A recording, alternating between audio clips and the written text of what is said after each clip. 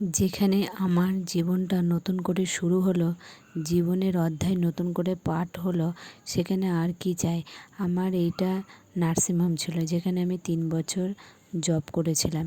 এই নার্সিংহোমটাকে ছেড়ে যাওয়ার পর এত মিস করতাম, ভাবতে পারিনি যে এখানে আবার আমি আসব। সবটাই আমার বরের জন্য সম্ভব হয়েছে। আজকে হয়তো আমি সম্মানটা না পেলে এই জায়গাটায় আর আসতে পারতাম না দ্বিতীয়বার। সময়ের সাথে সাথে পরিস্থিতির চাপে পড়ে আমাদের জীবনে অনেক পরিবর্তনই আসে। মনের মধ্যে জানা অজানা অনেক কথাই আছে, চাইলেও আমরা প্রকাশ্যে আনতে পারি না।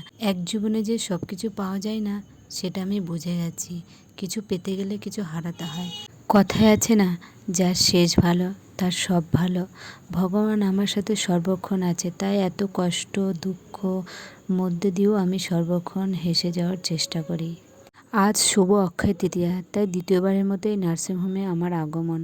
তাই যাই হোক, এখন আমরা পুজোর জন্য সব অঞ্জলি দেওয়ার জন্য রেডি হয়ে গেছি। অঞ্জলি দেব।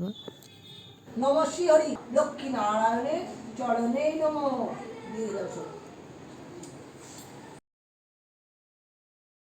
অঞ্জলির পর্ব শেষ হওয়ার পর ব্রাহ্মণ বলল, তোমাদের সদ্য নতুন বিয়ে হয়েছে, তো তোমাদের নামে একটু আমি পুজো অর্চনা করে দিই।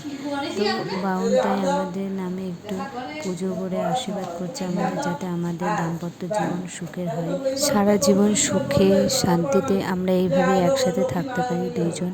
আর তোমরাও আশীর্বাদ করো যাতে আমরা সারা জীবন এইভাবে এক হয়ে থাকতে পারি দুজনে।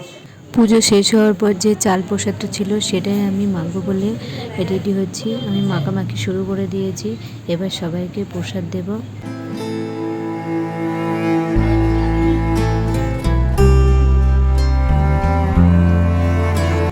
যে প্রসাদ দেওয়ার পর আমি আর একটা সিস্টার প্রসাদ খেয়ে আমাদের উপোসটা ভঙ্গ করলাম। সকলকে শুভ অক্ষয় তৃতীয়ার শুভেচ্ছা রইল।